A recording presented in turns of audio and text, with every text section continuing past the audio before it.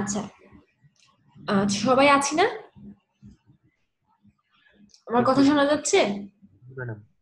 আচ্ছা, ঠিক আছে। গত ক্লাসে আমরা যেটা শুরু করেছিলাম সেটা হচ্ছে সাবসারফেস এনভায়রনমেন্ট নিয়ে পড়াশোনা করতেছিলাম। তো গত ক্লাসে আমি তোমাদেরকে সাবসারফেসের টেম্পারেচার এন্ড ওয়াটার নিয়ে পড়িয়েছিলাম। তো আর যেই লাস্ট যেটা ছিল সাবসারফেস এনভায়রনমেন্টের যে লাস্ট ওয়ান ছিল সেটা হচ্ছে সাবসারফেস প্রেসার। আজকে আমরা সাবসারফেস প্রেসার নিয়ে পড়াশোনা করব। তো সবাই তো আমরা জানি প্রেসারটা কি। সাবসারফেস প্রেসার না, নর্মাল যদি প্রেসার বলি সেই প্রেসারের ডেফিনেশনটা কি বা প্রেসার বলতে আমরা কি বুঝি এটা তো আমরা জানি। এটা আমরা অনেক আগে একদম ছোটবেলা থেকেই পড়াশোনা করে এসেছি যে প্রেসার বা চাপ যদি বলি সেটা আসলে কি, সেটা তো সবাই জানি। জি ম্যাম। এখন হচ্ছে, তো সাবসারফেস প্রেসারটা আমরা নর্মাল যে প্রেসার আমরা জানি যে প্রেসার হচ্ছে পার ইউনিট এরিয়ায় যে পরিমাণ ফোর্স ফোর্স অ্যাক্ট করে বা acting force per unit area. তো সাবসারফেস প্রেসারটা হচ্ছে সেম, যে পার ইউনিট এরিয়াতে কি পরিমাণ ফোর্স আসতেছে বা ফোর্স দেওয়া হচ্ছে সেটা হচ্ছে সাবসারফেস প্রেসার বা প্রেসার। এখন এই যে সাবসারফেসের প্রেসারটা কোথা থেকে বা এই যে ফোর্সটা আসতেছে এটা কোথা থেকে আসতেছে, এটার সোর্সটা কি, সেটা হচ্ছে আমাদের মেইন জানার ব্যাপার। তো তোমরা কি কেউ বলতে পারবা যে সাবসারফেসের যে প্রেসারটা এটার মেইনলি এটার সোর্সটা কি বা এই যে ফোর্সটা সেটা কোথায় থেকে আসতেছে?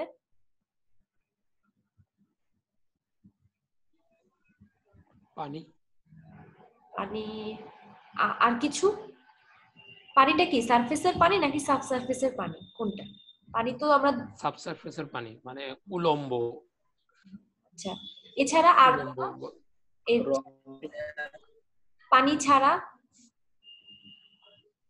Rock layer. হ্যাঁ, অবশ্যই রক লেয়ার হবে, কারণ সাবসারফেস যেহেতু বলতেছি অবশ্যই সারফেসের লেয়ারটার পরে যে প্রেসারটা ক্রিয়েট হচ্ছে, তো সারফেসটাও তো সাবসারফেসে একটা প্রেসার দিচ্ছে দিচ্ছে না, কারণ ওরা উপরে ওভারলাইং অবস্থায় আছে, উপর থেকে প্রেসার দিচ্ছে। তো আমি যদি বলি রক বা সয়েলের যে লেয়ারটা তারা তো সাবসারফেসে প্রেসার দিচ্ছে বা ফোর্স দিচ্ছে, তাহলে এই যে ফোর্সটা সাবসারফেসে পার ইউনিটে যে পরিমাণ ফোর্স কাজ করতেছে এটাই তো সাবসারফেস প্রেসার। তো আরেকজন যে বললা যে ওয়াটার বা ফ্লুইডের প্রেসার, হ্যাঁ ওইটাও ঠিক, ওটার কারণে একটা প্রেসার আসলে ক্রিয়েট হচ্ছে, সেটাও সাবসারফেস প্রেসার, যেটা আমরা সামনে পড়বো। তো মেইনলি যদি সাবসারফেস প্রেসার আমরা পড়াশোনা করি, আচ্ছা এটার ইউনিটটা সেম প্রেসারের মতো, হয় কিলোগ্রাম পার স্কোয়ার সেন্টিমিটারে হবে অথবা পাউন্ড পার স্কোয়ার ইঞ্চ, বা আমরা পিএসআই যেটা বলি প্রেসারের ইউনিট, সাবসারফেসের প্রেসারের ইউনিটটাও ওই নর্মাল প্রেসারের মতো সেম। এখন আমরা সাবসারফেস প্রেসার বলতেই ফার্স্টে যে প্রেসারটা মেইনলি আমাদের যেটা ফোকাস সেটা হচ্ছে ওভারবার্ডেন প্রেসার। এখন ওভারবার্ডেন নামটা দিয়ে আমরা কি বুঝতেছি? ওভারবার্ডেন মানে আমাদের ওভার বা উপরে যেই বার্ডেনটা পড়তেছে বা যে ফোর্সের কারণে প্রেসার আসতেছে সেটাকে মেইনলি আমরা ওভারবার্ডেন প্রেসার বলতেছি। তো এটা মেইনলি ওভারবার্ডেন প্রেসারকে বলা হয় লিথোস্ট্যাটিক প্রেসার। তোমরা যখন আর্থ নিয়ে পড়াশোনা করেছো বা আর্থের লেয়ার নিয়ে অনেকগুলা স্পেয়ার পড়ে এসেছো না? Lithosphere, asthenosphere, men tell, core, আর্থের layer যখন পড়েছো ওইটা কি মনে আছে? লিথোস্ফিয়ারটা কোন লেয়ার আর্থের, এটাও কেউ বলতে পারবো আমাকে? বা এটার পজিশনটা কোথায় লিথোস্ফিয়ারের? এনিওয়ান? পাথরের উপর যে লেয়ারটা না, একটা সহজ, যদি একটু যদি সহজ করে বলতে চাও যে লিথোস্ফিয়ারের পজিশনটা কোথায়, আর্থের উপরে নাকি এটার মিডলে নাকি একদম ডিপে, কোথায় এটা লিথোস্ফিয়ারটা কোথায় আছে আর্থের? আর্থের কোন লেয়ারটা লিথোস্ফিয়ার? ক্রাস্টে। অবশ্যই ক্রাস্টে, কিন্তু কোন লেয়ার? একদম ক্রাস্ট তো কোথায় আছে আর্থের ক্রাস্টটা? আপার আপার, একদম আপার যে আপার লেয়ার, ক্রাস্ট। আউটার মোস্ট একদম বাহিরের যে লেয়ারটা আমরা দেখতেছি সেটা হচ্ছে লিথোস্ফিয়ার। ওকে, তোমরা আগের পড়াটা যদি আবার দেখো দেখবা যে একদম আউটার মোস্ট একদম রিজিড বা একদম শক্ত সলিড যে লেয়ারটা বা একদম মেনলি আমরা সারফেস যেটা দেখতেছি সেটা হচ্ছে আর্থের লিথোস্ফিয়ার। তো এই যে লিথোস্ফিয়ারের কারণে বা লিথোস্ফিয়ার থেকে যেই বার্ডেনটা বা ফোর্সটা সাবসারফেসে পড়তেছে, এই যে প্রেসারটা এটাকে আমরা বলতেছি লিথোস্ট্যাটিক প্রেসার। অর লিথোস্ট্যাটিক কেন? এই যে লিথোস্ফিয়ারটা এটা কিন্তু তোমার স্ট্যাটিক অবস্থায় আছে। স্ট্যাটিক হচ্ছে কি জানো তো? স্ট্যাটিক হচ্ছে একদম স্থির অবস্থায় আছে। আমরা যদি বলি স্ট্যাটিক এন্ড ডাইনামিক, ডাইনামিক যেটা সেটা হচ্ছে চলমান, মুভ করতেছে, মুভেবল। আর স্ট্যাটিক যে সে স্থির অবস্থায় আছে। তাহলে এই যে লিথোস্ফিয়ারটা আর্থের, সে হচ্ছে স্ট্যাটিক অবস্থায় থেকে একটা প্রেসার দিচ্ছে সাবসারফেসে। এই প্রেসারটাকে আমরা বলতেছি লিথোস্ট্যাটিক প্রেসার, অর আরেকটা যেটা মেইন যে আমরা শুরু করলাম ওভারবার্ডেন প্রেসার। তো এই প্রেসারটা হচ্ছে কিভাবে মানে ক্রিয়েট হচ্ছে বা অরিজিন হচ্ছে, সেটা হচ্ছে মেইনলি যে এই যে তোমার রকের লেয়ারটা আছে লিথোস্ফিয়ারে, বা যদি সয়েলের লেয়ার বলি, রক বা সয়েল যেটা লেয়ার হোক, এই যে ওদের যে ওয়েটটা, ঠিক আছে, এই ওয়েটের কারণে হচ্ছে তারা কি করতেছে, স্ট্রেস ক্রিয়েট করতেছে বা প্রেসার দিচ্ছে। স্ট্রেস আর প্রেসার, স্ট্রেস মানে ফোর্স আর কি, পার ইউনিটে ওরা হচ্ছে ফোর্স ক্রিয়েট করতেছে, যার ফলে কি একটা সাবসারফেসে কি করতেছে, একটা ওভারবার্ডেন প্রেসার পড়তেছে। তো ওভারবার্ডেন প্রেসারটা কি ক্লিয়ার? বা লিথোস্ট্যাটিক প্রেসার যদি আমি বলি, এটার অরিজিন বা মেইনলি ওভারবার্ডেন প্রেসারটা কি, এটা কি ক্লিয়ার?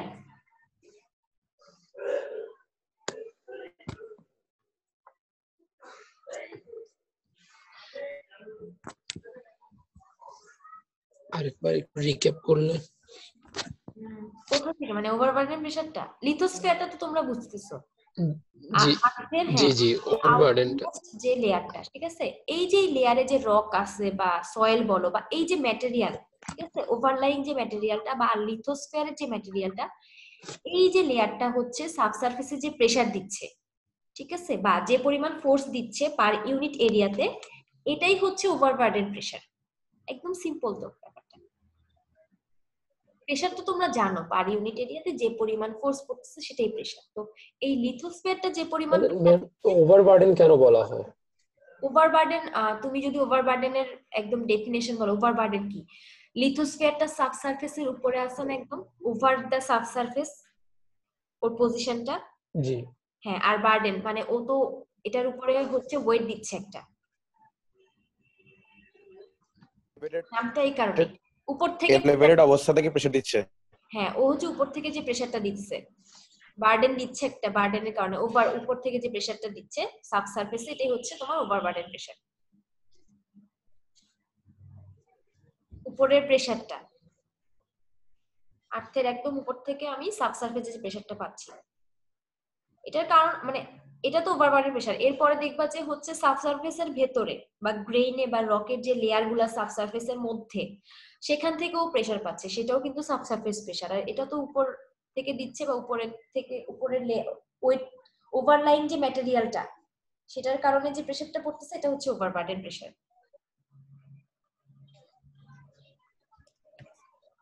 তো এরকম আমরা হচ্ছে যদি সাবসারফেস প্রেসারকে ক্লাসিফাইড করি, তো আমরা হচ্ছে মেইনলি দুই ধরনের প্রেসার পাই। একটা তো আমি বলে আসলাম লিথোস্ট্যাটিক প্রেসার, যেটাকে আমরা ওভারবার্ডেন প্রেসারও বলি, এবং আরেকটা যেটা আসছে সেটা হচ্ছে ফ্লুইড প্রেসার।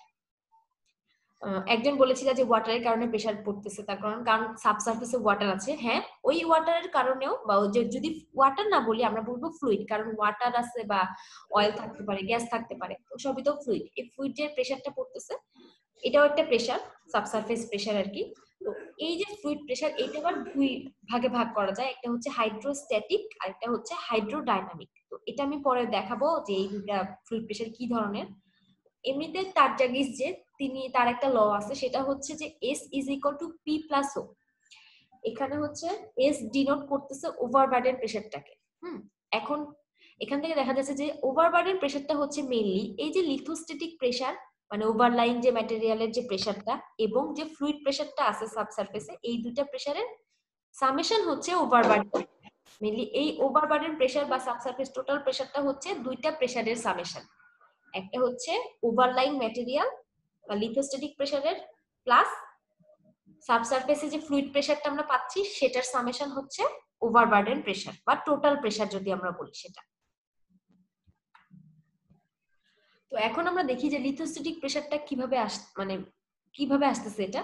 তো মেইনলি যে তোমার হচ্ছে রকের প্রেসার, রক বা সয়েল যদি আমরা বলি, সেটার যে প্রেসারটা, এটা হচ্ছে তোমার সাবসারফেসে গ্রেন টু গ্রেন কন্টাক্টে ট্রান্সমিটেড হচ্ছে, মানে এই যে রক গুলা একটা একটার সাথে কন্টাক্টে আছে, ঠিক আছে, রকের গ্রেন যদি আমরা বলি বা সয়েলের গ্রেন, এই যে একটা একটা রক আরেকটা রকের সাথে কন্টাক্ট অবস্থায় আছে, বা যদি গ্রেইন বলি যে গ্রেইন গুলো একটা আরেকটার সাথে ইন কন্টাক্টে আছে, তো এই প্রেসারটা হচ্ছে এই রকের যে লেয়ারটা বা রকের যে গ্রেইন গুলা তার মধ্য দিয়ে ট্রান্সমিট হচ্ছে প্রেসারটা। যদি আমি উপর থেকে চিন্তা করি একদম সারফেস লেভেল থেকে, লিথোস্ফিয়ার থেকে, প্রেসারটা যে তোমার হচ্ছে রকের যে ওয়েটটা হচ্ছে গিয়ে বা ওয়েটের যে ফোর্সটা সেটা হচ্ছে ট্রান্সমিট হচ্ছে একটা রক থেকে আরেকটা রকে, বা একটা রকের গ্রেইন থেকে, মানে মেনলি রক তো না, রকের গ্রেইন থেকে গ্রেইনে তোমার ট্রান্সমিট হচ্ছে, ফলে প্রেসারটা কি হয়ে যাচ্ছে, ট্রান্সমিটেড হয়ে যাচ্ছে। এই যে প্রেসারটা ওভারঅল রকের ওয়েটের কারণে মেইনলি, সেটা হচ্ছে লিথোস্ট্যাটিক প্রেসার। তো এটার ভ্যালুটা হচ্ছে মেইনলি তোমার 1 থেকে 1.1 এর মধ্যে ভ্যারি করে। মানে আমি যদি এটা একটা এভারেজ ধরে এস্টিমেট করা হয়েছে বিভিন্ন মানে লিথোস্ফিয়ারে বা সাবসারফেসে, তখন দেখা গিয়েছে যে এই যে প্রেসারটা এটা মেইনলি 1 থেকে 1.1 এর মধ্যে ভ্যারি করে। এবং এই যে প্রেসার গ্রেডিয়েন্ট, আচ্ছা এর আগে আমি পড়িয়ে এসেছি টেম্পারেচার গ্রেডিয়েন্ট। তোমরা কি বলতে পারো প্রেসার গ্রেডিয়েন্টটা কি? টেম্পারেচার গ্রেডিয়েন্টের মধ্যেই, শুধুমাত্র এখানকার তোমার প্রেসারের টেম্পারেচারের জায়গায় এখানে প্রেসারটা অ্যাড আসতেছে। তোমরা কি বলতে পারবা কেউ যে প্রেসার গ্রেডিয়েন্টটা কি, যদি তোমরা টেম্পারেচার গ্রেডিয়েন্ট বুঝে থাকো?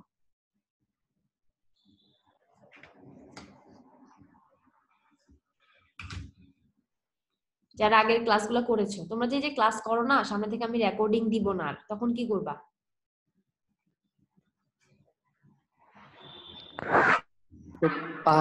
একটা পয়েন্ট থেকে অন্য পয়েন্টের দিকে যাওয়ার সময় পার ইউনিটে যে পরিমাণ টেম্পারেচার বা প্রেসারে পরিবর্তন হয়, একটা পয়েন্ট, এটা মেইনলি গ্রেডিয়েন্টটা হচ্ছে ডেপথের সাথে তোমার প্রেসার বা টেম্পারেচার যেটা বলো তার যে পরিমাণ চেঞ্জ হচ্ছে।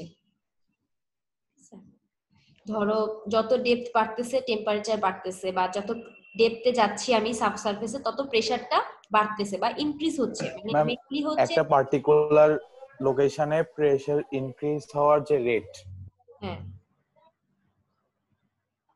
ইনক্রিজ হওয়ার রেট, গ্রেডিয়েন্ট মানে চেঞ্জ, ঠিক আছে? এখন এটা ইনক্রিজ হবে না ডিক্রিজ হবে এটা তো আমরা জানি না, বাট গ্রেডিয়েন্ট মানে হচ্ছে চেঞ্জ, ঠিক আছে? এটা চেঞ্জ হবে, একটা কনস্ট্যান্ট রেটে থাকবে না।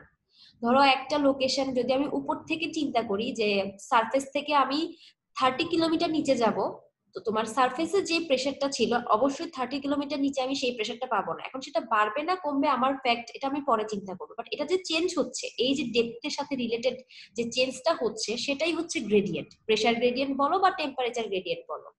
এখন পড়াশোনা করার কারণে বা আমরা এটা দেখার কারণে দেখতেছি যে টেম্পারেচার প্রেসার ইনক্রিজ হচ্ছে, বাট গ্রেডিয়েন্ট মেইনলি হচ্ছে চেঞ্জ।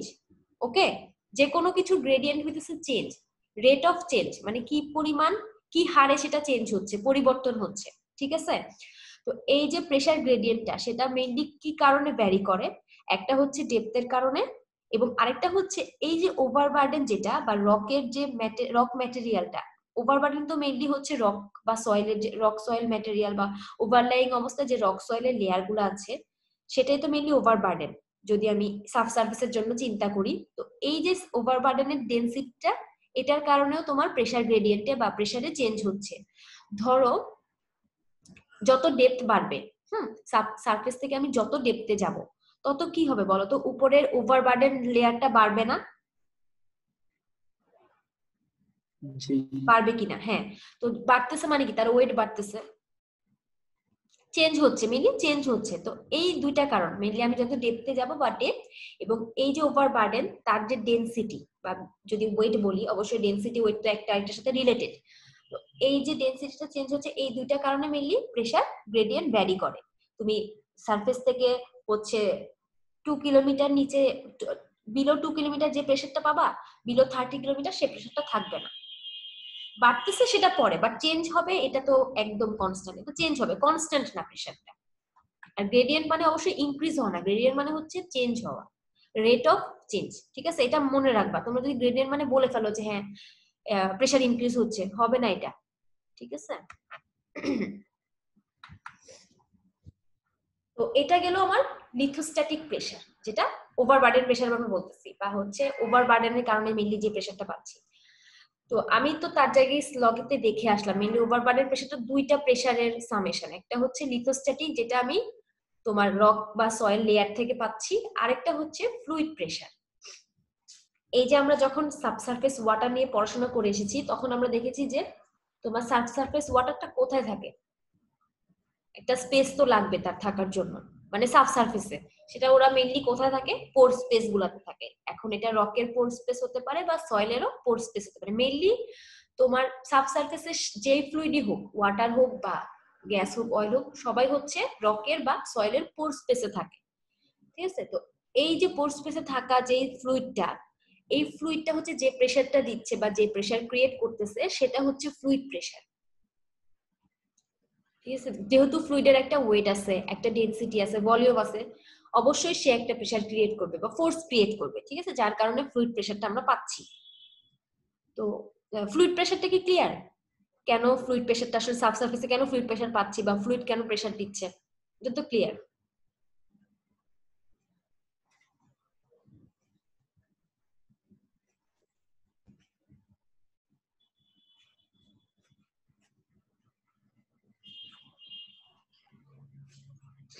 তোমরা তো প্রেসারটা বুঝতেছো, ফোর্স পার ইউনিট এরিয়া। আর ফোর্সটা আমরা কখন পাই, যেই ধরো হচ্ছে কি তোমার কোন একটা ওয়েটের কারণে তো আমরা ফোর্স পাচ্ছি, ঠিক আছে? যেহেতু ফ্লুইডের ওয়েট আছে, ডেনসিটি আছে, ভলিউমও আছে, অবশ্যই সে একটা ফোর্স দিবে, ঠিক আছে, বা প্রেসার দিবে যদি বলি। তো ফ্লুইড প্রেসারটা মেইনলি দুই রকম। এই যে পোর স্পেসের মধ্যে যে ফ্লুইডটা আছে সে দুই রকম প্রেসার দিবে আমাদেরকে, একটা হচ্ছে হাইড্রোস্ট্যাটিক, আরেকটা হচ্ছে ডায়নামিক। এখন তোমরা এরপর থেকে যখনই যে এই টার্মটা পাবা স্ট্যাটিক বা ডায়নামিক, এটা মাথায় রাখবা। স্ট্যাটিকটা হচ্ছে স্থির অবস্থায় আছে, যে মুভমেন্ট করতেছে না, আর ডায়নামিক হচ্ছে সে মুভমেন্ট অবস্থায়, মুভেবল বা মুভ করতেছে। সামনে যখন স্ট্যাটিক ডায়নামিক পড়বা 2-1 এ মেকানিক্স আছে তখনও দেখবা, এবং এটা তো লাগবে, সবসময় কাজে লাগবে স্ট্যাটিক ডায়নামিক অবস্থাটা। যে তুমি বসে আছো এটা স্ট্যাটিক কন্ডিশন, এবং তুমি যখন মুভ করতেছো, হাঁটতেছো, সেটা তোমার ডায়নামিক কন্ডিশন। তো এই যে হাইড্রোস্ট্যাটিক প্রেসার, মেইনলি ধরো যদি আমি পোর স্পেসকে একটা কলাম চিন্তা করি, ঠিক আছে, বা পোর স্পেসে চিন্তা করো তুমি, সেখানে যদি ফ্লুইডটা রেস্টে থাকে, ধরো কোনো মুভমেন্ট করতেছে না, ও জাস্ট ধরো পোরগুলা, সাপোজ পোরগুলা ইন্টারকানেক্টেড না, ঠিক আছে, যার কারণে কি হয়েছে যে দুইটা পোরের মধ্যে যে ফ্লুইডটা আছে তারা মুভ করতেছে না, যেখানে আছে সেখানেই আছে বসে, মানে জাস্ট ওখানে স্থির অবস্থায় আছে। ওই স্থির অবস্থায় থাকাকালীন সে যে প্রেসারটা ক্রিয়েট করতেছে সেটা হচ্ছে তোমার হাইড্রোস্ট্যাটিক প্রেসার। ওকে, তো ওয়াটারের যে হাইড্রোস্ট্যাটিক প্রেসার এটা হচ্ছে কনস্ট্যান্ট, সেটা হচ্ছে 0.465 psi পার ফিট, মানে পার ফিটে সে কতটুকু, কত পাউন্ড ফোর্স দিচ্ছে, 0.465, এবং এটা কনস্ট্যান্ট। এই যে ওয়াটারের জন্য বা হাইড্রোস্ট্যাটিক প্রেসার যদি আমি বলি, হচ্ছে এই ভ্যালুটা কনস্ট্যান্ট। তো এটা গেল হাইড্রোস্ট্যাটিক প্রেসার। যেহেতু আমরা হাইড্রোস্ট্যাটিক প্রেসারটা বুঝতে পারলাম, তো হাইড্রোডাইনামিক প্রেসারটা তো আমরা এখন ইজিলি বলতে পারবো না দেখেই, যে ধরো যে ফ্লুইডটা মুভ করতেছে, যার ফলে যে প্রেসারটা আমি পাচ্ছি সেটা হচ্ছে হাইড্রোডাইনামিক প্রেসার, যে এটাকে ফ্লুইড ডাইনামিক গ্রেডিয়েন্টও বলা হয়। এই যে ফ্লুইডটা হচ্ছে মুভ করতেছে, তার স্পেস পরিবর্তন, ধরো এক পোর স্পেস থেকে আরেক পোর স্পেসে চলাচল করতেছে, এর ফলে যে ফ্লুইড ফ্লো এর কারণে যে প্রেসারটা আমরা পাচ্ছি এটা হচ্ছে হাইড্রোডাইনামিক প্রেসার। তো এটা গেল আমাদের ফ্লুইড প্রেসার, ঠিক আছে? এখন আমরা একটা গ্রাফ দেখি। আচ্ছা, স্লাইডটা কি চেঞ্জ হচ্ছে? হ্যাঁ, আচ্ছা। তো এখানে আমি একটা গ্রাফ দেখবো, সেটা হচ্ছে তোমার এক্স এক্সিস বরাবর উপরের দিকে হচ্ছে আমাদের সারফেস, আমি যদি সারফেসের লেয়ারটা বলি, এবং নিচে ওয়াই এক্সিসে যাচ্ছে হচ্ছে ডেপথ, মানে নিচের দিকে ডেপথটা বাড়তেছে। ধরো এটা যদি জিরো, সারফেসে যদি 0 কিলোমিটার হয়, এরপরে 500 কিলোমিটার, 100 নিচের দিকে যাচ্ছে। তো এখানে একটা লাইন আমি দেখতেছি, প্রথম যে লাইনটা সেটাকে বলা হচ্ছে ওভারবার্ডেন প্রেসার। ওভারবার্ডেন বা এটাকে জিওস্ট্যাটিক প্রেসারও বলা হয়, আবার লিথোস্ট্যাটিক প্রেসারও বলা হয়, ঠিক আছে? তো আমি তো আগে দেখালাম যে লিথোস্ট্যাটিক যে প্রেসারটা সেটা মেইনলি 1 থেকে 1.1 এর মধ্যে ভ্যারি করে। তো আমি যদি একটি স্ট্যান্ডার্ড নেই লাইন, সেটা হচ্ছে তোমার 1 psi পার ফিট লিথোস্ট্যাটিক প্রেসার। ওকে, এবং সেটা থেকে একটু কম যেটা পোর প্রেসার, মানে ধরো হচ্ছে গিয়ে হাইড্রোস্ট্যাটিক প্রেসারটা যদি আমি বলি, পোর প্রেসার ফ্লুইডের। হাইড্রোস্ট্যাটিক প্রেসারটা কনস্ট্যান্ট কেন? কারণ মানে ওয়াটার যদি চিন্তা করি, ও তো মুভ করতেছে না, যার ফলে এই যে প্রেসারটা এটা হচ্ছে কনস্ট্যান্ট, ঠিক আছে? আর যে কোনো ফ্লুইডের যে হাইড্রোডাইনামিক প্রেসার সেটা কিন্তু চেঞ্জ হবে, কারণ সে মুভ করতেছে। যেহেতু সে মুভেবল, তাহলে কি হবে, তার জায়গা চেঞ্জ হচ্ছে, তার ধরো এক্সিলারেশন রেট চেঞ্জ হবে, বা হতে পারে তার ওয়েটও চেঞ্জ হচ্ছে, যার কারণে হাইড্রোডাইনামিক প্রেসারটা কখনো কনস্ট্যান্ট হচ্ছে না। বাট স্ট্যাটিক প্রেসার আমি যেটা ফ্লুইডের সেটা আমি কনস্ট্যান্ট পাচ্ছি। তো এই যে লাইনটা সেটা হচ্ছে তোমার ফ্লুইডের হাইড্রোস্ট্যাটিক প্রেসার। তো এখানে একটা দেখানো হয়েছে যে তোমার হচ্ছে লেফট সাইডে চলে যাচ্ছে যেটা যে sub normal pressure and super normal pressure, ঠিক আছে? যেই প্রেসারটা মেইনলি এই যে হাইড্রোস্ট্যাটিক প্রেসার থেকে কম হবে, বা আমরা যদি বলি ওভারবার্ডেন প্রেসার থেকে কম হবে, ঠিক আছে, সেই প্রেসারটাকে আমরা বলতেছি সাব নর্মাল প্রেসার। বা ধরো যদি তোমার সাব সারফেসের ফ্লুইড প্রেসারটা হাইড্রোস্ট্যাটিক যে প্রেসারটা আছে তার থেকে কম হয়, ঠিক আছে, তাহলে সেই প্রেসারটাকে আমরা বলবো সাব নর্মাল প্রেসার। এবং যদি এরকম হয় যে হাইড্রোস্ট্যাটিক প্রেসার থেকে একটা বড় প্রেসার মানে সাব সারফেসের ফ্লুইড প্রেসারটা আমি বেশি পাচ্ছি, সেটা হবে সুপার নর্মাল প্রেসার। মানে এটা কোনো ন্যাচারাল, মানে এটা আমি তো হাইড্রোস্ট্যাটিকটা জানি কনস্ট্যান্ট, বাট এই দুটা প্রেসার হচ্ছে ধরো কোনো ফিনোমিনান মানে কোনো ইনসিডেন্টের কারণে বা জিওলজিক্যাল প্রসেসের কারণে প্রেসারটা একটু চেঞ্জ হচ্ছে, সেই ক্ষেত্রে আমার দুইটা প্রেসার আমরা পাচ্ছি। যেটা আমরা সামনে দেখি যে দুইটা প্রেসার আসলে মেইনলি কি। তো সাবনর্মাল প্রেসার যেটা হচ্ছে ফ্লুইডের বা সাবসারফেসে যেটা, সেটা হচ্ছে মেইনলি যেই প্রেসার গুলা হাইড্রোস্ট্যাটিক প্রেসার থেকে কম হবে। গ্রাফেই তো দেখলাম, তাই না? গ্রাফেই কিন্তু দেখতেছি যেটা হচ্ছে কম। যদি তুমি আরো লেফটে যাও তার মানে কি প্রেসারটা আরো কমতেছে, 0.46 থেকে আরো কম হচ্ছে, এটা হচ্ছে সাবনর্মাল প্রেসার, যেটা কি হাইড্রোস্ট্যাটিক প্রেসার থেকে কম। তো আমি ডেফিনেশনে এটাও পেলাম যে subnormal pressures are those pressures that are less than the hydrostatic pressure. তো এই যে প্রেসারটা কমে যাচ্ছে বা কম পাচ্ছি আমরা, সেটা কি কি কারণে হতে পারে? এটা হতে পারে ধরো ইনক্রিজ ইন পোর ভলিউম। তো যদি আমি বলি যে পোর ভলিউম বাড়া, ইনক্রিজ ইন পোর ভলিউম মানে কি পোর ভলিউমটা বাড়তেছে বা পোর স্পেস গুলা বেড়ে যাচ্ছে, এই কারণে প্রেসারটা কম পাচ্ছি হাইড্রোস্ট্যাটিক থেকে। কেন তোমরা কি কেউ বলতে পারবা যে কেন এরকম হচ্ছে যে পোর ভলিউম বাড়ার সাথে হাইড্রোস্ট্যাটিক প্রেসার কেন কমে যাচ্ছে? পোরের এরিয়া বেড়ে যাচ্ছে, যার ফলে চাপ কমে যাচ্ছে। হ্যাঁ, এক্স্যাক্টলি, গুড। পোরের এরিয়া বেড়ে যাচ্ছে যার ফলে হচ্ছে প্রেসারটা কমতেছে, যেহেতু ফোর্স এবং বা যদি আমি বলি প্রেসার এবং এরিয়া হচ্ছে একে অপরের সাথে ইনভার্সলি প্রপোর্শনাল। গুড। আচ্ছা, এরপরে হচ্ছে রিজার্ভার টেম্পারেচার কমতেছে, এই কারণে বলতেছে প্রেসার কমে যাচ্ছে। এটা কি বলতে পারবা কেন? ডিক্রিজ ইন রিজার্ভার টেম্পারেচার মানে এই যে রিজার্ভার বলতে সাবসারফেস আর কি, ওখানকার বা যদি আমি বলি পোর স্পেসের যে এরিয়াগুলো সেখানে টেম্পারেচার কমতেছে যার ফলে প্রেসার কমে যাচ্ছে। এটাও একই হবে, এটাও আশা করি বলতে পারবা তোমরা, কারণ প্রেসার টেম্পারেচার রিলেশনটা কি? প্রপোর্শনাল। প্রপোর্শনাল, ঠিক আছে। এরপরে আরেকটা লাস্ট ওয়ান যেটা, সেটা হচ্ছে production of petroleum fluid from a sealed reservoir, ঠিক আছে। এটা যদি একটু ডিটেইলসে বলতে যাই, সেটা হচ্ছে ধরো তুমি যখন একটা জায়গায় একটা রিজার্ভার থেকে যখন প্রোডাকশন করবা, মানে কি প্রোডাকশন করা মানে কি, পেট্রোলিয়ামটা তুলে নিয়ে আসবা, সেটা অয়েল হোক বা গ্যাস হোক অর ওয়াটার হোক, যে ফ্লুইডই হোক, যখন নিয়ে আসবা তখন কি হবে, ওই যে জায়গাটার ওই যে লোকেশনটার বা পোর স্পেস গুলার তোমার ফ্লুইডটা কমে যাচ্ছে, কারণ তুমি তো তুলে নিয়ে আসতেছো অনেকখানি, যার কারণে সেখানে প্রেসার কমে যাচ্ছে, ফ্লুইড কমে যাচ্ছে, তোমার ফ্লুইডের ওয়েট কমে যাচ্ছে, ফোর্স কম হচ্ছে, এরিয়া তো সেম থাকতেছে, এরিয়া একদম যা ছিল তাই আছে, বাট ফোর্স কমে যাচ্ছে যার ফলে প্রেসার কমে যাচ্ছে, ঠিক আছে। আর সুপার নর্মাল যেটা প্রেসার, সেটা হচ্ছে ধরো হায়ার দ্যান দা নর্মাল পোর স্পেস, পোর প্রেসার, সরি।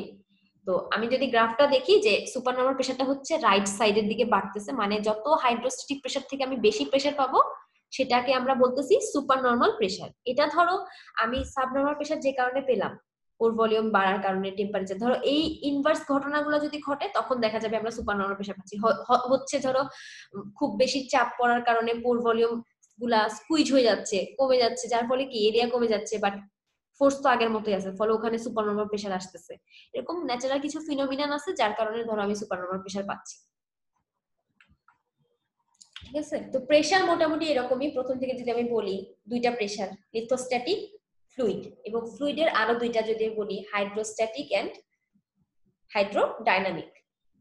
এরপরে আমরা গেলাম যে যদি নর্মাল যে প্রেসার প্রোফাইল, এটাকে যদি আমি একটা প্রেসার প্রোফাইল বলি, তাহলে এই প্রেসার প্রোফাইল থেকে যদি একটু যদি ডিস্ট্রাক্ট হয়ে যায়, যে কমে যায় বা বেড়ে যায়, সেই ক্ষেত্রে আমি দুইটা প্রেসার পাচ্ছি, একটা সাবনর্মাল, সুপার নর্মাল, ঠিক আছে। তো সাবসারফেসের প্রেসার নিয়ে আমাদের পড়াশোনা মোটামুটি এরকম এতটুকুই আর কি, ঠিক আছে। তো লাস্ট ওয়ান একটা আমি জাস্ট এটাই রিলেটেড বলতে পারো, এটা লাগবে যে পটেনশিওমেট্রিক বা পাইজোমেট্রিক লেভেল যদি আমি বলি এটা কি, অনেক জায়গায় হয়তো পাবা যে পটেনশিওমেট্রিক লেভেলটা কি, ঠিক আছে। তো এটা হচ্ছে মেনলি যে ওয়েল কি জানো? অয়েল ওয়েল বা গ্যাস ওয়েল তোমরা পড়ে আসছো তো। ওয়েল যদি বলি আমি, ওয়েল ওয়ার্ডটার সাথে কি পরিচিত তোমরা?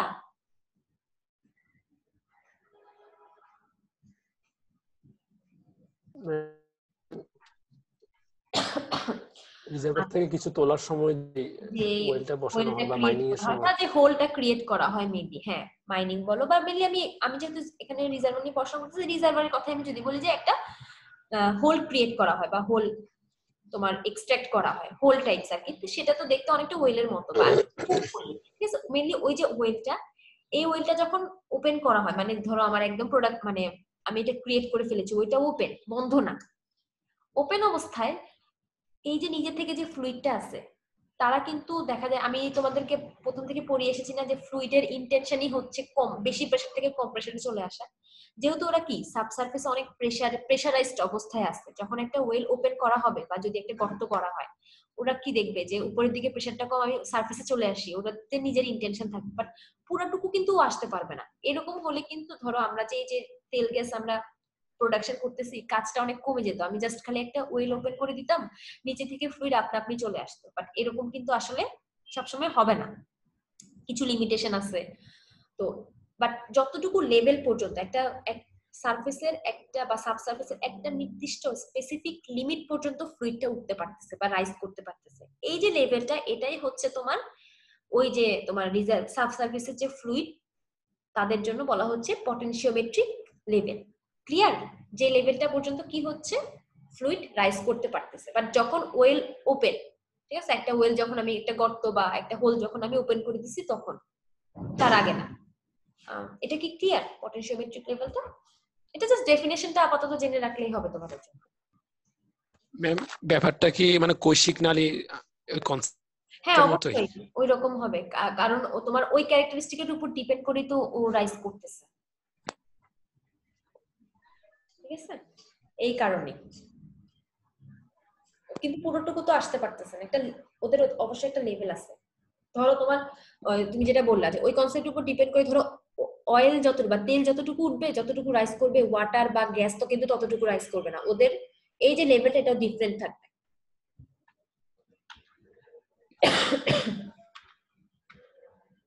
আচ্ছা, এটা আমাদের শেষ হলো আজকে, ধরো সাবসারফেস এনভায়রনমেন্ট। আচ্ছা, তোমাদের সিটিটা আমি নেক্সট উইকের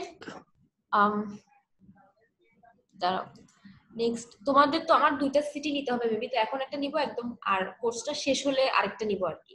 আর অ্যাসাইনমেন্ট নিব হচ্ছে সব, আমার সবগুলো ক্লাস শেষ হলে এরপরে নিব অ্যাসাইনমেন্ট, যখন তোমাদের কোর্সটা শেষ হয়ে যাবে। আচ্ছা, তোমাদের সিটি নিব আগামী ম্যাম উইক। বলো। না না, আমি ওই স্লাইডের একদম শুরুর দিকে ওয়াটার টেবল কনসেপ্টটা আরেকটু রিক্যাপ করতে পারলে ভালো হতো। আচ্ছা ঠিক আছে, দাঁড়াও। আমি হচ্ছে তোমাদের সিটি নিতে চাচ্ছিলাম এই উইকে, তো তো এটা এই উইকে নিব না, আমি হচ্ছে আগামী উইকের 7 তারিখে নিব, এটা সোমবার 9টায় নিব সিটি। ঠিক আছে, ওই সময় কি তোমাদের আর কোনো সিটি আছে, মানে কেউ স্লট দিয়েছেন আগে? সিআর কি বলতে পারবা এটা? এখনো দেয় না নাই। ম্যাডাম, এখনো স্লট দেওয়া হয় নাই। নাই। ম্যাডাম আচ্ছা, দেওয়া হয় আমি জানাবো আপনাকে। না না আমি তো আগে যেহেতু দেয়া নাই, তাহলে আমি আহ, দিচ্ছি আর কি। এটা তোমাকে কোনো টিচার দিলে তুমি তাকে বলবা যে হচ্ছে আমার স্লট আছে, জানাতে হবে না। আমি হচ্ছে তোমাদের আগামী সোমবার 7 তারিখ আর কি পড়তেছে, সকাল 9টায় সিটি নিব। ঠিক আছে, আর সিলেবাসটা জানিয়ে দিব এর আগে। ম্যাম সিলেবাসটা কি আর পরে জানাবেন? সিলেবাস কি এখনই জানাতে হবে? আগের দিন জানালে হবে না? না না ম্যাম, ম্যাডাম, বেশি ম্যাডাম আমি একটু বলি, আগে আপনি জানালে ভালো হয় আর কি, ধরেন মানসিক এই তো ভাবে 3 থেকে 4 দিন আগে জানাইলেই হয়ে যাবে। তোমরা ম্যাম কি যদি এখনই জানাইতে পারো তোমার সমস্যা কি ভাই? 3-4 দিনের সিটিটা পড়ো? আচ্ছা একজন কথা বলো, তোমরা কি 3-4 দিন পর্যন্ত একটা সিটি পড়তে থাকো? আচ্ছা আমি আগেই জানিয়ে দিব, এটা আমি এমনি বলছি, আগের দিন না, তার আগে এই উইকে জানিয়ে দিব, আমি শেষ করি। আচ্ছা, যে বলতেছিলা যে একদম ওয়াটার টেবিল যেটা, শুরুতে কোন স্লাইডটা? জি ম্যাম, এই স্লাইডটা ওয়াটার টেবল। জি জি, বলো। মানে থার্ড স্লাইডটা মেবি। এটা 4th স্লাইড, মানে 4 নম্বর পেজ আর কি। এটা ক্রস সেকশন অফ ল্যান্ড। জি, মানে এখানে ওয়াটার টেবল যে কনসেপ্টটা আছে, ওয়াটার টেবল, হ্যাঁ বলো, এটা ক্লিয়ার না? মানে এটা ওয়াটার টেবলটার যে সংজ্ঞাটা দেওয়া আছে, ওই সংজ্ঞাটা এটা যে না, এখানে মানে যে ওয়াটার টেবিল আন্ডারগ্রাউন্ড। স্যাচুরেটেড, হ্যাঁ, এটা কি মানে তুমি বুঝতেছো না? জি জি, মানে স্যাচুরেশন ব্যাপারটা মানে ফিল করা যাচ্ছে না আর কি। আচ্ছা, স্যাচুরেটেড বলতে তোমরা কি বুঝো? মানে যদি আগে ইন্টারে তো পড়ে এসেছো স্যাচুরেশন বা স্যাচুরেটেড ওয়ার্ডটা, এটা এটা বলতে তোমরা কি বুঝো? স্যাচুরেশন তুমি সম্পৃক্ততা, অসম্পৃক্ত, হ্যাঁ সম্পৃক্ততা মানে না না, মানে আমি জাস্ট না, তোমার মিনিংটা জানতে চাচ্ছি না। যে স্তরগুলোতে পানি আছে ওগুলো হচ্ছে আর্দ্রতা এরকম টাইপ কিছু বোঝায় না, আর্দ্রতা তো বোঝায় না, আর্দ্রতা তো হিউমিডিটি। আমি তোমাকে বাংলা জিজ্ঞেস করতেছি না, আমি জিজ্ঞেস করতেছি ধরো কোনো একটা জায়গার যদি আমি বলি স্যাচুরেটেড, ঠিক আছে, সেটাকে তুমি মানে কি বুঝাইতেছে? ধরো একটা ধরো রক, সেটা কি ওটাতে পানি আছে ওয়াটার, ওয়াটার না, পানি না, ওয়াটার দিয়ে স্যাচুরেটেড। স্যাচুরেটেড তো ফ্লুইড দিয়ে হতে পারে, যে কোনো কিছু দিয়ে হতে পারে। ম্যাডাম আমি একটু বলি, সেটা হচ্ছে নির্দিষ্ট একটা আয়তনে আমি সর্বোচ্চ পরিমাণ মিশাই ফেলছি, আমি যদি এর থেকে বেশি মিশাই তাহলে আমার সেখানে পদক্ষেপ পড়বে, এরকম হ্যাঁ কিছু। হ্যাঁ, এরকম কিছুই, মানে যতটুকু পর্যন্ত দ্রবীভূত হতে পারতেছে, হ্যাঁ যদি আমি এক্স্যাক্টলি। লিকুইডের কথা বলি, ঠিক আছে, বাকিটা হচ্ছে প্রেসিপিটেশন বা যদি পদক্ষেপ পড়ে যেটা সেটা। বাট মেইনলি যদি আমি স্যাচুরেটেড সয়েল বলি, ঠিক আছে, এখানে দেখো একটা লেয়ার, তুমি যে বলতেছো, আমি ডেফিনেশনে পড়ে যাই, আগে তোমাকে ফিগার থেকে বলি। সেটা হচ্ছে দেখো এখানে যে তিনটা লেয়ার দেখতেছো, উপরে গ্রিন কালারের একটা লেয়ার, পরে হচ্ছে নিচে একদম ব্লু, ঠিক আছে। গ্রিন কালার লেয়ারটা দিয়ে বুঝাইতেছে ধরো তোমার সারফেসের উপর যে ল্যান্ড গুলো আছে, এটা মেনলি ফরেস্ট ল্যান্ড দেখানো হয়েছে যেহেতু গ্রিন কালার। তো এটা বলেছে যে আনস্যাচুরেটেড সয়েল, মানে এই যে সয়েলটা এটা একদম তোমার ড্রাই, এখানে কোনো ওয়াটার নেই। ল্যান্ড আছে ওয়াটার, বাট ধরো মানে এটা তো অনেক, যখন একটা লোকেশনে মাটি খুঁড়তে বলে না যে মাটি খুঁড়লে অনেক নিচে পানি পাওয়া যাচ্ছে, বাট এটা তো অনেক নিচে, আমরা কোন পানিটা পাইতেছি এখানে? আসলে এই যে গ্রাউন্ড ওয়াটারটাই কিন্তু আমরা পাচ্ছি। পুকুর খনন করে না, পানিটা তো জাস্ট কিছু লেয়ার গেলে আমরা পানি পাই না, অনেক কিন্তু গভীরে যেতে হয়। এই গ্রাউন্ড ওয়াটারটাই কিন্তু মেনলি ওখানে পাচ্ছি। আর এই স্যাচুরেটেড দিয়ে মেনলি বোঝানো হয়েছে যে যেখানে কোনো পানি নেই আর কি। আনস্যাচুরেটেড মানে কি? স্যাচুরেটেড মানে ধরো এই যে সয়েলের ব্রেন, সেটা হচ্ছে পানি দিয়ে পুরোপুরি ফিল অবস্থায় থাকবে, ওয়াটার ফিল্ড যদি বলি, বুঝতে পারছো? জি পানি দিয়ে এই যে সয়েলের মধ্যে জি যে জি, পোর স্পেস গুলো আছে সেখানে হচ্ছে একদম পুরোপুরি পানি থাকবে। 100% যদি বলি যে এখানে পুরোটাই পানি, সয়েলের যে পোর স্পেস গুলা সেটা পুরোটাই পানি, ওকে। আর আনস্যাচুরেটেড যেটা, সেখানে হচ্ছে যে এই সয়েলটা হচ্ছে একদম ড্রাই, প্লাস এর পোর স্পেসে কোনো পানি নেই বা ওয়াটার নেই, ঠিক আছে। তাহলে উপরের যে সেটা হচ্ছে জি আনস্যাচুরেটেড, এবং নিচে দেখো নিচেরটাও তো সয়েল বা রক যদি বলি, ঠিক আছে, কিন্তু এই যে রক বা সয়েল এদের পোর স্পেসটা হচ্ছে তোমার পুরোপুরি পানি দিয়ে ফিল, ওকে।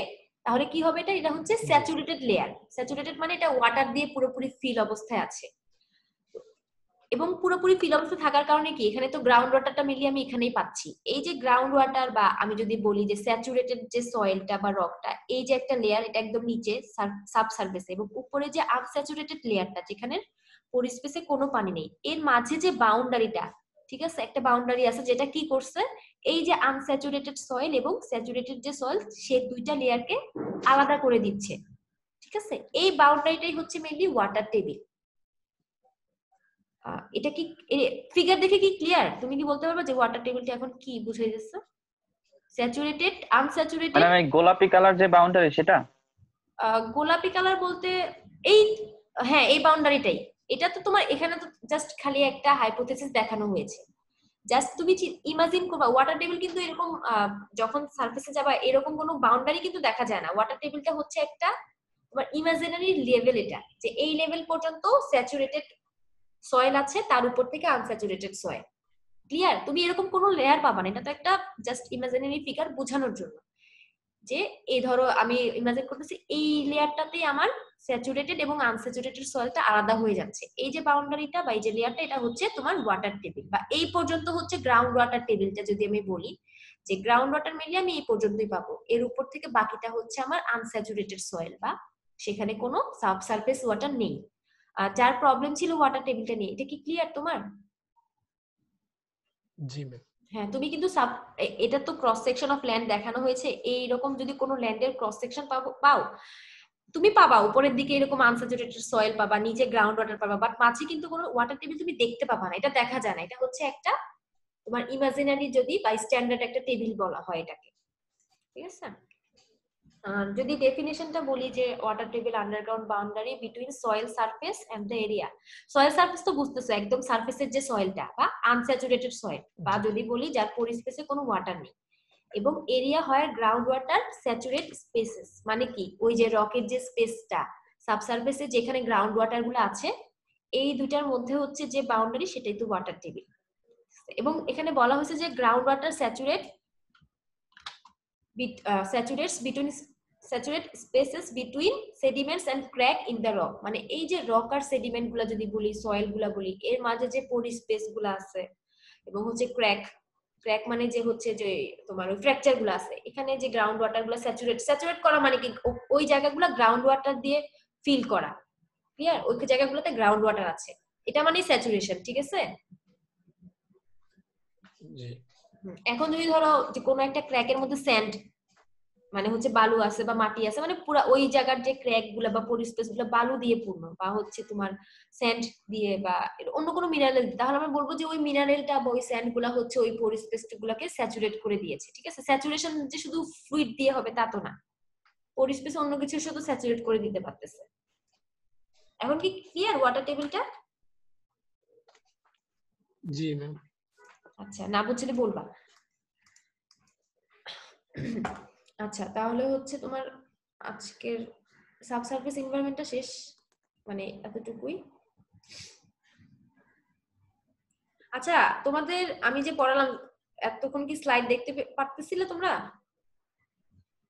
ওয়াটার টেবিল পড়ানোর সময়? জি ম্যাম। আচ্ছা, ঠিক আছে। আচ্ছা, আজকের হচ্ছে তোমার ওই লেকচারটা শেষ, সাবসারফেস ইনভেস্টমেন্ট যেটা এখন নতুন যেটা আজকে পড়বো, মানে আজকে হয়তো শেষ শুরু করতে মানে দেখাতে পারবো, জাস্ট শুরু করতে পারলাম না। সেটা হচ্ছে তোমার মানে এরপরের যেটা টপিক আমাদের সেটা হচ্ছে তোমার ন্যাচারাল হ্যাজার্ড। হ্যাজার্ড মানে কি বুঝো তোমরা? ঝুঁকি। ঝুঁকি, নাম ঝামেলা। হ্যাজার্ড, ন্যাচারাল হ্যাজার্ড যদি বলি, হ্যাজার্ড মানে তো অনেক কিছু বুঝিয়ে দিচ্ছি। তোমার রিস্ক বলা যায়, তারপরে প্রাকৃতিক দুর্যোগ ম্যাম। হ্যাঁ, প্রাকৃতিক দুর্যোগ। ন্যাচারাল ঝামেলা। যদি আমরা বলি যে প্রাকৃতিক দুর্যোগ, ঠিক আছে? প্রাকৃতিক দুর্যোগের কথা মাথায় আসলে প্রথমে কোন কথাটা মাথায় আসে? ঘূর্ণিঝড়, তারপরে ফ্লাড, এরপরে তোমার হচ্ছে আর্থকোয়েক হতে পারে, মানে ভূমিকম্প, যেটা মেনলি আমরা যে আমাদের দেশের পার্সপেক্টিভে চিন্তা করি, এগুলোই তো আমরা মেনলি ফেস করতেছি। কিছুদিন আগে তো অনেক বড় একটা ফ্লাড হয়ে গেল, আর আর্থকোয়েক তো খুব ফ্রিকুয়েন্ট হচ্ছে এখন। তো মেনলি ন্যাচারাল হ্যাজার্ডটা হচ্ছে তোমার যে ন্যাচারাল ফিনোমিনা, ঠিক আছে? তো মেনলি এই হ্যাজার্ডে সবসময় এই যে এই হ্যাজার্ড গুলা হচ্ছে, এটার কি কোনো পজিটিভ ইম্প্যাক্ট আছে আমাদের উপরে? যদি বলো, আমাদের নাম এনভায়রনমেন্ট, বা যদি হচ্ছে আমাদের বা এনিমেল, সবার এনভায়রনমেন্টের উপরে, টোটাল একটা এনভায়রনমেন্টের উপরে কি ন্যাচারাল হ্যাজার্ডের পজিটিভ ইম্প্যাক্ট দেখো তোমরা কখনো? হয় না কিন্তু। হ্যাজার্ড গুলাই হচ্ছে জাস্ট নেগেটিভ ইফেক্ট পড়ে আমাদের উপর। একটা হয় যেটা ফ্লাডের কারণে অনেক সেডিমেন্ট এসে জমা হয়, যার কারণে আমাদের ল্যান্ড গুলো অনেক ফার্টাইল, বাট এটা অনেক আসলে পরের ব্যাপার। আর ফ্লাড থাকাকালীন বা ফ্লাড যখন হয় বা বন্যা হয় তখন কিন্তু অনেক বেশি ক্ষতি হয়। এর এর আফটারওয়ার্ডস মানে এর অনেক পরে কি আসলো না আসলো বা পলি আসলো, এটা কিন্তু পরে মানে এটা দেখা যায় যে ওই সময় এটা কাউন্টও করা হচ্ছে না। তো মেইনলি হ্যাজার্ড গুলো আমাদের লাইফের উপরে বা এনিমেল মানে হচ্ছে সরি এনভায়রনমেন্টের উপরে আসলে নেগেটিভ ইফেক্টই পড়ে। ঠিক আছে? তো যদি আমি এক্সাম্পল বলি, আমি তো বললাম যে ফ্লাড হতে পারে, আর্থকোয়েক হতে পারে, বা সুনামি হতে পারে, ভলকানিক ইরাপশন হতে পারে, এগুলো সবই হচ্ছে তোমার ন্যাচারাল হ্যাজার্ড। ঠিক আছে? বা আমি যদি বলি একটা জিওলজিক্যাল, এগুলো হচ্ছে জিওলজিক্যাল প্রসেস, ঠিক না? এই যে হচ্ছে এই ফ্লাড হচ্ছে, আর্থকোয়েক হচ্ছে, এগুলা কিন্তু এই যে আর্থের মধ্যে যে জিওলজিক্যাল চেঞ্জ গুলা হচ্ছে বা জিওলজিক্যাল প্রসেসের কারণেই মেইনলি এই হ্যাজার্ড গুলা হয়। কিন্তু দেখা যাচ্ছে যে এগুলা হ্যাজার্ড কেন? কারণ এই যে চেঞ্জ গুলা বা এই যে প্রসেস গুলা আমাদের লাইফের উপরে আসলে নেগেটিভ ইফেক্ট পড়ে, যার কারণে আমরা এগুলাকে হ্যাজার্ড বলতেছি। ঠিক আছে? এমন যদি হতো যে তোমার আর্থকোয়েকের কারণে হচ্ছে আমাদের পজিটিভ ইফেক্ট পড়তেছে, তাহলে কিন্তু আর্থকোয়েক কখনো ন্যাচারাল হ্যাজার্ড বলতাম না আমরা এটাকে। এটা দেখা যেত যে জিওলজিক্যাল একটা নরমাল প্রসেস, যার কারণে আমরা বেনিফিটেড। ওকে? তো যদি ন্যাচারাল হ্যাজার্ডকে আমরা ক্লাসিফাইড করি, মানে ক্লাসিফাইড বলতে আইডেন্টিফাই করা কোন হ্যাজার্ডটা কি ধরনের, তো এটা মেইনলি তোমার হচ্ছে তিনটা গ্রুপ আছে। এটা তিনটা গ্রুপ কি কি? একটা হচ্ছে অ্যাটমসফেরিক, ওকে, একটা হচ্ছে এক্সোজেনিক, এবং লাস্ট ওয়ান হচ্ছে তোমার এন্ডোজেনিক। আচ্ছা, আমি স্লাইড কি দেখতে পাচ্ছ তোমরা? চেঞ্জ হচ্ছে? জি ম্যাম। আচ্ছা, দেখো এখানে তিনটা ফিগার আছে। আমি যদি বলি, মানে আমি তিনটা আলাদা আলাদা ন্যাচারাল হ্যাজার্ডের ফিগার দিয়েছি। সেটা একটা দেখো যেটা টর্নেডো, ঠিক আছে। এর পরের ফিগারটা হচ্ছে, তোমরা ক্লিয়ার কিনা যদি বুঝো, এটা হচ্ছে ল্যান্ডস্লাইড। এই ফিগারটা কি বুঝতে পারছো? এটা একটা মাইন ল্যান্ড, মানে হচ্ছে তোমার মাইনিং এরিয়া। তোমরা যদি এরকম ফিগার, ওপেন পিট মাইনিং এর কোনো ফিগার কি তোমরা দেখেছো ইন্টো পিএমই তে মাইনিং সেকশন পড়ার সময়? মাইনিং ফিল্ড গুলা কি দেখেছো কেউ, বা ফিগার গুলা দেখেছো? না ম্যাম। আচ্ছা, এখনই দেখোনি না? আচ্ছা, তোমরা যদি মানে সময় পাও বা যখনই পড়বা, তখন বিভিন্ন মাইনিং যে এরিয়া গুলা মাইন সাইট বলা হয়, ঠিক আছে। মাইন সাইট, ওখানে যেখানে মাইনের কাজগুলা হয়, এটা একটা ওপেন পিট মাইন। ওপেন পিট মানে কি, মানে এটা বোঝাতে গেলে তো আসলে আমার অনেক ডিটেলসে চলে যাওয়া লাগবে। তো আমি যদি নরমালি বলি, একটা মাইন ফিল্ড, ধরো এখান থেকে কোল মাইন করা হচ্ছে। তো এই যে ল্যান্ড যেটা, সেটাকে কাটা হয়েছে। যে দেখো এখানে স্টেয়ার কেস এর মতো কি দেখা যাচ্ছে? এটা অনেকগুলো ছোট ছোট ছোট ছোট স্টেয়ার কেস আছে এখানে নিচের দিকে স্লোপ আকারে। এটা কি বোঝা যাচ্ছে ফিগারটা? হ্যাঁ, দেখো স্টেয়ার কেস গুলো সুন্দর সিকোয়েন্স অনুযায়ী আছে, বাট এই যে মাঝে দিয়ে দেখো হুট করে একটা স্লাইড, মানে ধরো ল্যান্ডস্লাইড হয়ে গিয়েছে। এই যে স্টেয়ার কেস গুলো কিন্তু হিউম্যান মেড, মানে এগুলো মানুষ না, মানে মেশিন দিয়ে কাটা হয়েছে। এটা কিন্তু আপনা আপনি না। এই ল্যান্ডটা ধরো একদম একটা প্লেন ল্যান্ড ছিল, এরপর এটাকে কি করা হয়েছে, এই যে এটা হচ্ছে কাজের জন্য, মানে মাইনিং করার জন্য এভাবে কাটা হয়েছে, এরকম করে তোমার স্টেয়ার কেস বানানো হয়েছে। বাট হুট করে দেখা গিয়েছে যে এখানে ল্যান্ডস্লাইড, মানে এই যে ভূমিধস যদি আমি বলি নরমালি, এই যে ভূমিধস হচ্ছে, এটা একটা তোমার ন্যাচারাল, ঠিক আছে, ন্যাচারাল হ্যাজার্ড। তুমি বলতে পারো যে ম্যাম এখানে তো আমরা কাজটা করলাম, মানে হচ্ছে এই যে স্টেয়ারকেস গুলো আমরা বানিয়েছি, তাহলে এটা তো ন্যাচারাল কিভাবে হলো? ন্যাচারাল দেখা গেছে যে এই যে চেঞ্জটা হচ্ছে, ঠিক আছে, আমরা যে এই জায়গাটা কেটে কেটে এটা বানিয়েছি, এই চেঞ্জটা হচ্ছে এই এনভায়রনমেন্টটা নিতে পারিনি, যার ফলে কি হয়, যে অনেক প্রেসার টেসারের কারণে বা ফোর্সের কারণে ওই যে ল্যান্ডটা ধস হচ্ছে বা স্লাইড হয়ে নিচে পড়ে যাচ্ছে। এটা একটা ন্যাচারাল হ্যাজার্ড, ওকে। আর লাস্ট ওয়ান যেটা, সেটা হচ্ছে ভলকানিক ইরাপশন। ভলকানিক ইরাপশন তো আমরা জানি, এই যে ভলকানোটা এই যখন হচ্ছে গিয়ে, এটা ধরো একটা জীবন্ত বা লাইভ ভলকানো, মানে সেখান থেকে ইরাপশন হচ্ছে। এটাও তো ধরো এখানে আশেপাশে যদি লোকালিটি থাকে, তাহলে তো এই যে যে হট বা হিটের যে ম্যাগমা লাভা গুলো, এগুলো তো ওইখানে গিয়ে ওই লোকেশনটা পুরো ডিস্ট্রয় করে দিচ্ছে বলতে গেলে। এটাও তো একটা হ্যাজার্ড। তো এই ফিগার গুলো দেখানোর কারণ হচ্ছে, এই তিনটা ফিগার বা তিনটা হ্যাজার্ড হচ্ছে তিন ধরনের। একটা অ্যাটমসফেরিক, একটা এক্সোজেনিক, একটা হচ্ছে এন্ডোজেনিক, ওকে। আমরা দেখি কোনটা কি এবং কেন। অ্যাটমসফেরিক হ্যাজার্ড যেটা, সেটা মেনলি অ্যাটমসফেরিক যে প্রসেস গুলা বা আমাদের যে অ্যাটমসফিয়ারটা, বায়ুমণ্ডলীয় যে প্রসেস, বায়ুমণ্ডলীয় যদি আমি বলি স্টেপ, বায়ুমণ্ডলীয় যে কারণ, সেই কারণে যে আমি হ্যাজার্ড গুলো আমরা ফেস করতেছি, সেগুলাকে আমরা বলতেছি অ্যাটমসফেরিক হ্যাজার্ড। মানে এটা মেনলি কেন হচ্ছে, বায়ুমণ্ডলের সাথে রিলেটেড বা অ্যাটমসফিয়ারের সাথে রিলেটেড। তো এটা এখান থেকে আমরা কি কি হ্যাজার্ড পাচ্ছি, সেটা হচ্ছে স্টোর্ম পাচ্ছি, মানে ঝড় হইতেছে, বা সাইক্লোন, টর্নেডো, হারিকেন, এই যে প্রসেস গুলা, বা ড্রাফট যদি বলি, খরা কি হয়, অনেক বেশি পানি শুকিয়ে গেলে তো খরা হচ্ছে, হারিকেন হচ্ছে কখন সমুদ্র থেকে অনেক বেশি ওয়েভ, মানে ওয়াটার ওয়েভ গুলো আসছে, টর্নেডো হচ্ছে। আমি যে একটা ফিগার দেখলাম টর্নেডো, ঠিক আছে, টর্নেডোটা কি মেনলি অনেক জোরে জোরে বাতাস, ওখানে ঘূর্ণায়মান বাতাস আছে না, টর্ক ক্রিয়েট হচ্ছে, যার কারণে এটা একটা ন্যাচারাল হ্যাজার্ড, বাট এটা হচ্ছে অ্যাটমসফিয়ারের কারণে ক্রিয়েট হচ্ছে, এটাকে আমরা বলতেছি অ্যাটমসফেরিক হ্যাজার্ড। এরপরে আমরা যাব এক্সোজেনিক আর এন্ডোজেনিক, ঠিক আছে। এক্সোজেনিকটা হচ্ছে আর্থের যে সারফেসটা, আর্থের সারফেসে যে পরিবর্তনটা আসতেছে, ঠিক আছে। এই যে ল্যান্ডস্লাইড দেখলাম আমরা, এটা কি আর্থের সারফেস না? এই সারফেসে যে চেঞ্জটা হচ্ছে বা একটা জিওলজিক্যাল প্রসেস যদি বলি, এই যে ল্যান্ডটা পড়ে যাচ্ছে, স্লাইড হচ্ছে, এটা হচ্ছে এক্সোজেনিক। এক্সোজেনিক কি, যেটা কোথায় হয়, আর্থ সারফেস প্রসেসের কারণে হয়, মানে আর্থের সারফেসে হচ্ছে, ঠিক আছে। এবং এন্ডোজেনিক যদি বলি, সেটা হবে ইন্টারনাল আর্থ, মানে একটা তো আমি দেখলাম সারফেসের প্রসেসে হচ্ছে, সারফেস প্রসেসের কারণে হচ্ছে, আরেকটা হচ্ছে আর্থের সারফেসের ইন্টারনালি যে চেঞ্জ গুলা হচ্ছে। এই যে ভলকানিক ইরাপশনটা হচ্ছে, সেটা কোথায় হচ্ছে বলতো, একদম এই ম্যাগমা বা লাভাগুলো কোথা থেকে আসতেছে? একদম আর্থের কোর যদি বলি, যেখানে হিটেড ম্যাগমা লাভাগুলো আছে সেখান থেকে তো চলে আসতেছে। এটা কোনো চেঞ্জের মানে ধরো কোনো geological change, plate tectonic theory যদি আমি বলি এখানে, যে প্লেটের চেঞ্জ করার কারণে বা ভিতরে কোর বা হিট, প্রেসার, টেম্পারেচার এগুলার চেঞ্জের কারণে কি হচ্ছে, এই যে মেগমা লাভাগুলা ভলকানো দিয়ে চলে আসতেছে। তার মানে কি এই যে ওরা ভলকানিক ইরাপশনটা হচ্ছে, ওর মেইন অরিজিনটা কোথায় বলতো? আর্থের ইন্টেরিয়রে তো না, মানে ইন্টারনালেই তো। এবং ইভেন এই ভলকানিক ইরাপশনের মতো আর্থকোয়েকটাও হচ্ছে তোমার এন্ডোজেনিক, যেটা কোথায় থেকে ক্রিয়েট হয়? আর্থের ইন্টারনাল সারফেস থেকে বা সাব সারফেস থেকে ক্রিয়েট হয়। তো তোমরা কি এতটুকু ক্লিয়ার যে হচ্ছে গিয়ে তিনটা হ্যাজার্ডের গ্রুপ যে আমি বললাম, এই তিনটা কি কি কারণে বা এদের অরিজিনটা কোথায়?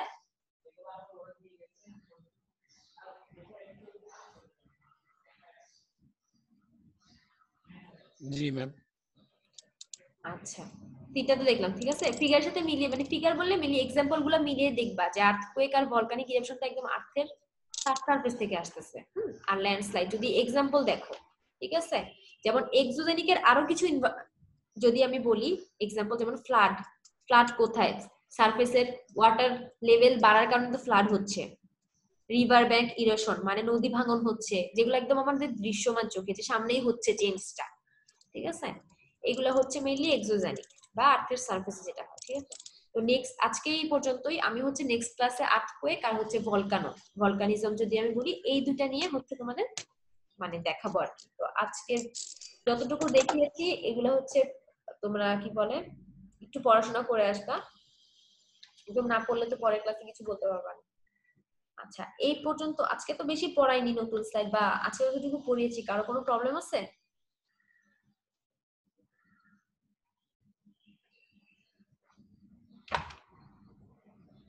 আজকে যতটুকু বললাম এর মধ্যে কারো কোনো সমস্যা আছে?